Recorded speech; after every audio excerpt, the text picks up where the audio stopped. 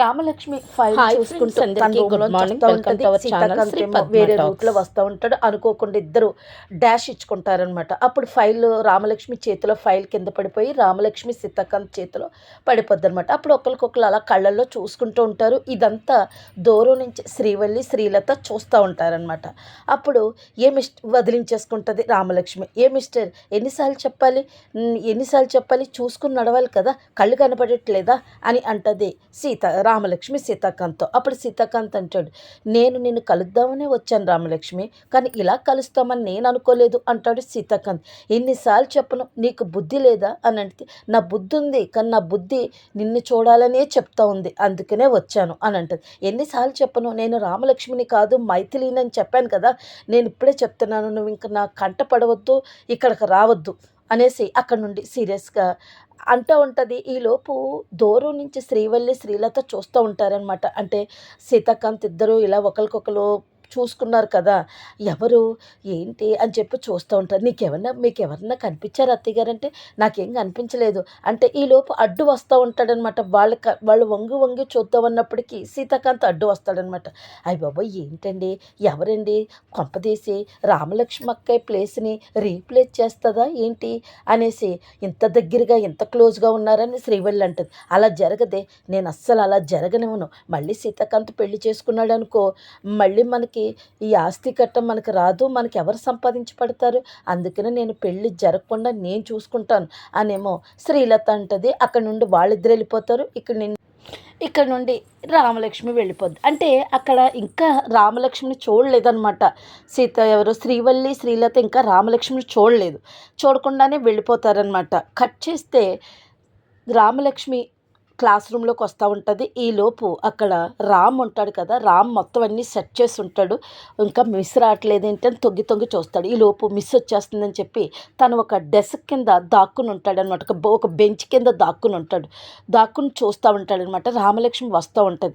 కింద ఆయిల్ పోయిస్తాడు కదా, ఆయిల్ ఇలా పెట్టినప్పుడు కొంచెం జారుడుగా అనిపించి ఆపేసింది అనమాట. ఓహో, ఎవరో ఆయిల్ వేశారు అంటే ఆ పిల్లవాడి పని అయ్యి ఉంటుంది, ఆ జానకి రామ్ పని అయ్యి ఉంటుంది అని అనుకుని నెమ్మదిగా చూసుకుని వచ్చి రూమ్లోకి వచ్చేసరికి డస్టర్ కిందకు వస్తూ ఉంటుంది అనమాట. డస్టర్కి ఒక తాడు కట్టాడు, ఆ తాడు ఇలాగ వదులుతూ ఉంటాడు, అది కిందకు వస్తుంది.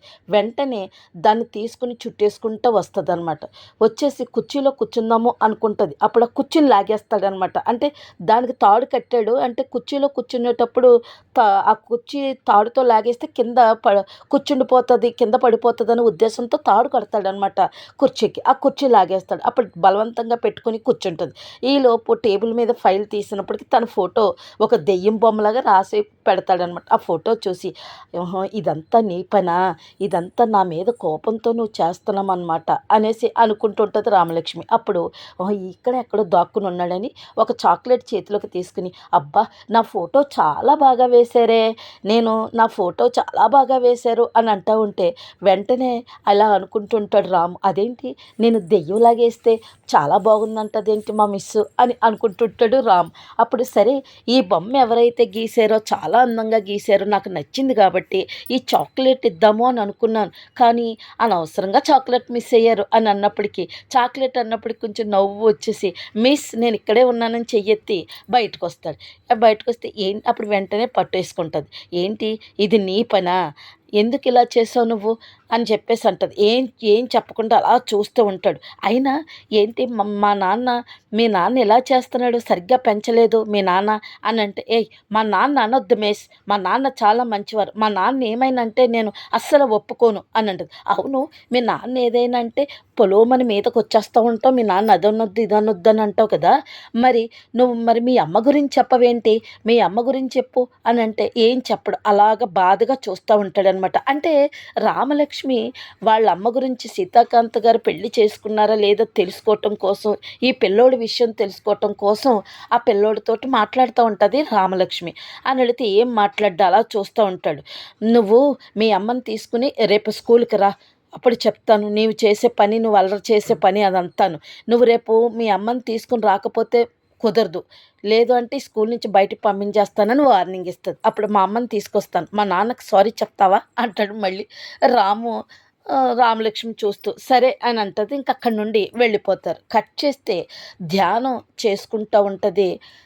ధ్యానం చేసుకుంటా ఉంటది రామలక్ష్మి. ఈలోపు ఇక్కడ అటు ఇటు తిరుగుతూ ఉంటాడు రామ్. తిరుగుతూ ఉంటే అప్పుడు నాన్న అని పిలుస్తారు. మొత్తం ఫ్యామిలీ మెంబర్స్ అందరూ వచ్చేస్తారు. నాన్న నాకిప్పుడు అర్జెంటుగా రేపు అమ్మ కావాలి అని అంటది. ఏంటి నాన్న, ఏంటి, ఎందుకు అలా మాట్లాడుతున్నావు? మీరెవ్వరు ఏం మాట్లాడొద్దు. నాకు అమ్మ కావాలి రేపు స్కూల్‌కెళ్ళే టైంకి అంతే అని అంటే, అప్పుడు శ్రీవల్లి అంటది, ఏంట్రా బొమ్మను తెచ్చినట్టు బొమ్మ అనుకుంటున్నావా అమ్మ అంటేని? బొమ్మ కావాలన్నట్టు అమ్మ కావాలి అంటున్నావేంటి? బొమ్మ అయితే షాప్‌లో కొనుక్కొని వచ్చేయొచ్చు. అమ్మని తేవాలంటే ఎలా తేవాలి? ఏం మాట్లాడుతున్నావు రామ్ అంటే, శ్రీవల్లి నేను చెప్పాను అదే జరగాలి అంటే, అప్పుడు సందీప్ అంటాడు, ఏంటి తమాషాగా ఉన్నదా? ఇప్పుడు అమ్మని తీసుకురావడం కుదరదు అని అంటాడు. అప్పుడు అవునురా అంటది శ్రీలత. నాకు కుదరదు. నేను ఆర్డర్ వేస్తున్నాను. రేపు పొద్దుట నేను స్కూల్కి వెళ్ళినప్పటికీ అమ్మ ఉండాలి. ఇది ఆర్డరే కాదు, నేను ఆల్రెడీ నిర్ణయం తీసేసుకున్నాను.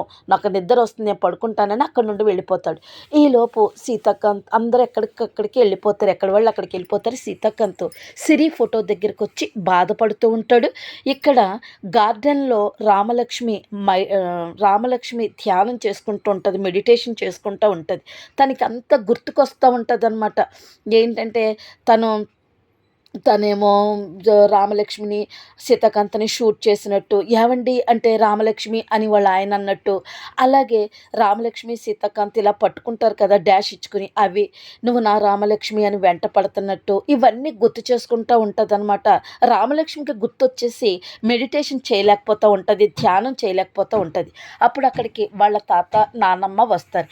ఏంటమ్మా రామలక్ష్మి, ఏంటి నువ్వు అలాగ డిస్టర్బ్డ్గా ఉన్నావు? నీ గతం గుర్తొస్తుందా తల్లి అనేసి అడుగుతాడు ఫణీంద్ర. అవును తాతయ్య, నేను ఎంత ధ్యానం చేసుకుందామన్నా సీతాగారే గుర్తొస్తున్నారు. నా కంటి ముందు సీతాగారే కనిపిస్తున్నారు. ఏంటో కానీ నేను ధ్యానం చేసుకోలేకపోతున్నాను తాతయ్య అంటే, అవునమ్మా చేసుకోలేవు. నువ్వు ఇప్పటికైనా మారమ్మ. ఎందుకు ఈ పరిస్థితుల్లో సీతాకాంత్కి ఎందుకు దూరంగా ఉన్నావో నీకు తెలుసు కదా. అతను బాగుండాలి, అతని ప్రాణాలను కాపాడాలనే కదా ఉన్నావు నువ్వు. అందుకని ఇంకా మర్చిపోయి నువ్వు మైథిలిగా ఉండమ్మా అనేసి అంటూ ఉంటాడు ఫణేంద్ర. అలాగే అమ్మ, ఇప్పుడు నువ్వు నీ భర్త గురించి ఆలోచిస్తున్నావు, అలాగే మేము నీ గురించి ఆలోచిస్తున్నావమ్మా అని ఫణేంద్ర చెప్తూ ఉంటాడు. అప్పుడు వెంటనే సుశీల, అవునమ్మా, నువ్వు రామలక్ష్మిగా ఉన్నంతసేపు నీకు ఆ గతం గుర్తొస్తుంది. గతం మర్చిపోయి నువ్వు మైథిలిగా మారినప్పుడు నువ్వు ప్రశాంతంగా ఉండగలవమ్మా. అప్పటిదాకా ప్రశాంతంగా ఉండలేవు అంటది సుశీల. ఎలా నానమ్మ? కళ్ళు తెరిచిన సీతాకాంత్ గారే, కళ్ళు మూసిన సీతాకాంత్ గారే గుర్తొస్తున్నారు. ఏం చేయను నానమ్మ అంటే, పోనీ ఈ బ్రాంచ్ మానేసి వేరే బ్రాంచ్కి వెళ్ళిపోతావా పోనీ అని అంటే, ఇంకో బ్రాంచ్కి వెళ్ళిన సీతాకాంత్ గారి జ్ఞాపకాలే గుర్తొస్తూ ఉంటాయి నానమ్మ అంటది. నేను ఎందుకు చెప్తున్నానంటే, ఇంకా నువ్వు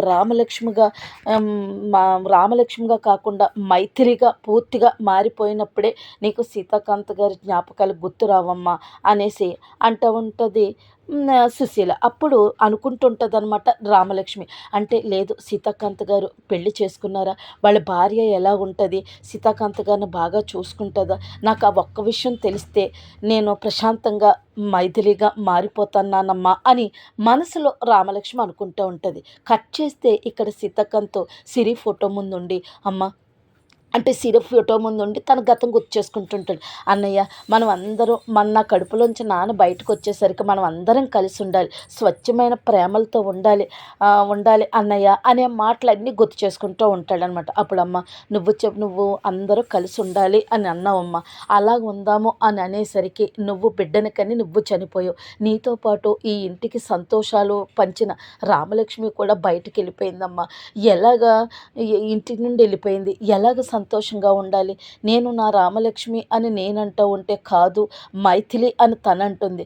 నా మనసుకి రామలక్ష్మి అనే అనిపిస్తుందమ్మా సిరి అని తన బాధ అంతా సిరి ఫోటోకి చెప్పుకుంటూ ఉంటాడు. ఇక్కడేమో మైథిలి వాళ్ళ తాతయ్యకి నాన్నమ్మకి తన బాధ చెప్పుకుంటూ ఉంటుంది. ఇక్కడేమో సీతాకాంత్ సిరి ఫోటోకి చెప్పుకుంటూ ఉంటాడు. దూరం నుంచి శ్రీవల్లి శ్రీలత చూస్తూ ఉంటారు. అంతే ఫ్రెండ్స్.